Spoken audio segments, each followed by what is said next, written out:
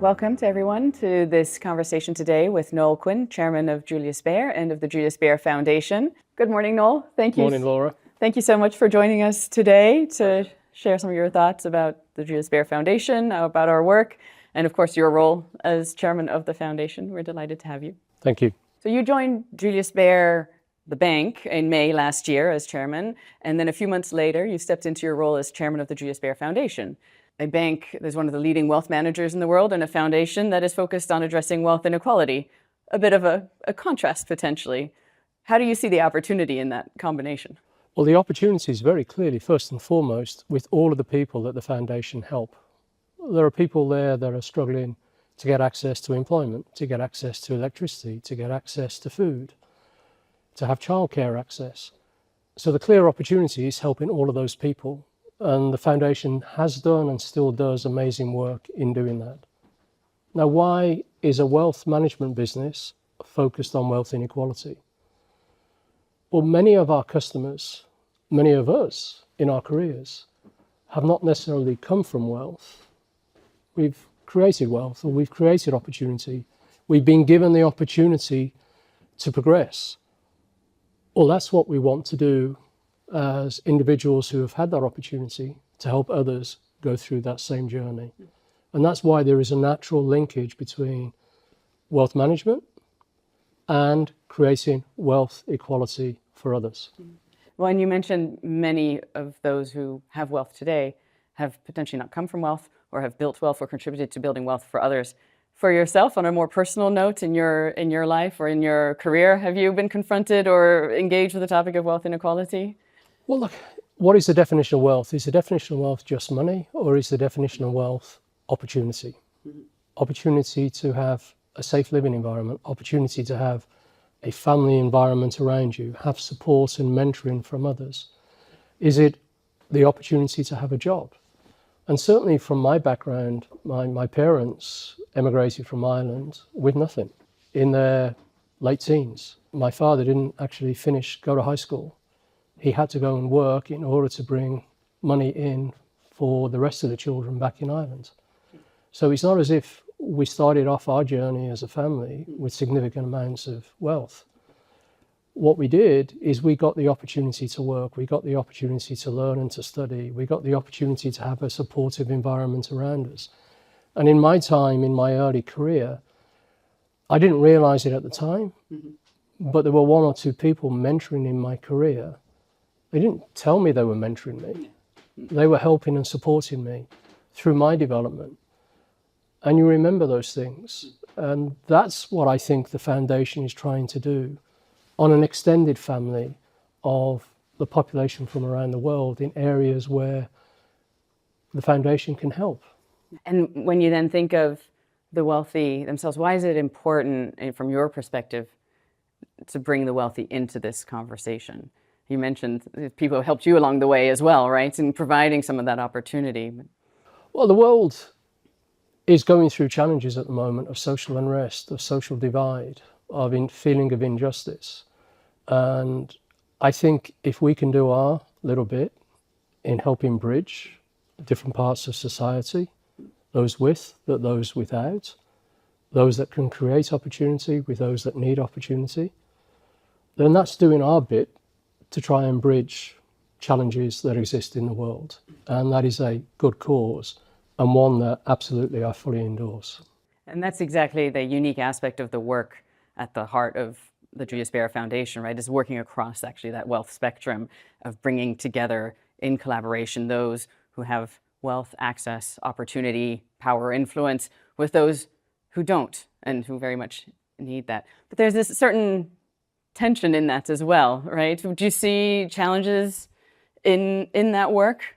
Look, there's tension in any major change program that you try and embark upon. There are people that want change and there are people that don't. I don't think you should be put off by tension. I think you try and bring dialogue, bring connectivity, use networks, and to try and remove the tension through dialogue, collaboration, networking, and support. If we don't do that, the tension will be even greater. If we continue with the level of social divide, the level of tension in the world today, and if there are two pockets, those that have access to resources, to food, to housing, to work, and opportunity, and those that don't, and that gap gets even bigger and bigger, the tension will be even worse and worse. And we see that today in parts of Europe and the Western markets. The challenges of immigration. People are moving out of their home country because they don't sense there is opportunity there, and they want some of the opportunity that exists elsewhere. But that in itself creates tension. Do you see opportunities or commonalities between these groups that sometimes might feel so opposite? Look, I think there are commonalities. The Western world has developed extremely well over the past 100 years in having access to energy, to resources. And much of the developing world would like similar access so that they can have employment in their own market. I actually think there's a role for those that have enjoyed development in their markets to try and bring solutions for the emerging markets, for the African continent, for everywhere else, to try and help them get access to energy at an affordable rate, get access to water at an affordable rate, get access to food and employment. And that's one of the things that I've been involved in my own role, albeit in the sustainability space, to try and say, in the absence of energy, you cannot create employment. You cannot create good living conditions. It's hard to get good agriculture working in the absence of energy and water. So can we help the emerging markets, the developing world, get access to resources and capabilities that exist in the developed world? And that's what the foundation does in the topic of wealth. Yes, yeah, absolutely. And such a clear link between so many topics: wealth inequality, climate, sustainability, employability. None of these can be seen as single topics, right? Looking at solutions, why is philanthropy important in trying to tackle some of these challenges? I think it's important because it can very often be the first dollar onto a journey that others can join into. So sometimes that first investment is clearly not an economic investment. It's clearly not about generating a profit. And it's having somebody who has good intent, a vision for how a change can have a positive impact on people, and is willing to share part of their wealth and be the foundation donation to start a journey. And I've seen it in some of the projects that you guys have been involved in. Mm-hmm. You use your money very often in the very, very early stages to help a project get definition, to create a momentum. And then that momentum creates a self-fulfilling journey thereafter. It doesn't always need the philanthropic support because it creates its own momentum and support, either by local governments supporting along the way, or other economic institutions coming in and supporting. But without that first donation, and without that first energy of people that work for you and your network, that initiative will never get off the ground. And that's where philanthropy is very, very important. Absolutely, and ties back to then the core business of the bank, right? The different kinds of capital being put to work to have the desired impact, whether sequentially or alongside at any given moment. Right? And I know from my own conversations with customers that I've worked with in the past, they feel very fortunate for the life that they've experienced. They have created the opportunity to give back, and they absolutely want to do so. And this gives them an opportunity to recycle some of the benefits that they've accumulated over their life to help others. Clients and philanthropists who are keen to have a lasting impact on society, on communities, on individuals, giving back and helping to build a better future for others. When you look at the foundation, what are some of your hopes for the lasting impact, or at least in the next 5 or 10 years, the impact of the Julius Baer Foundation? Well, if I look at some of the projects you've already been involved in, there is already a lasting impact. You've initiated a number of projects. They have gained momentum. They are now having a life of their own. And for those communities where you've done that, I think those communities will benefit for many years to come, and it will only get bigger and bigger.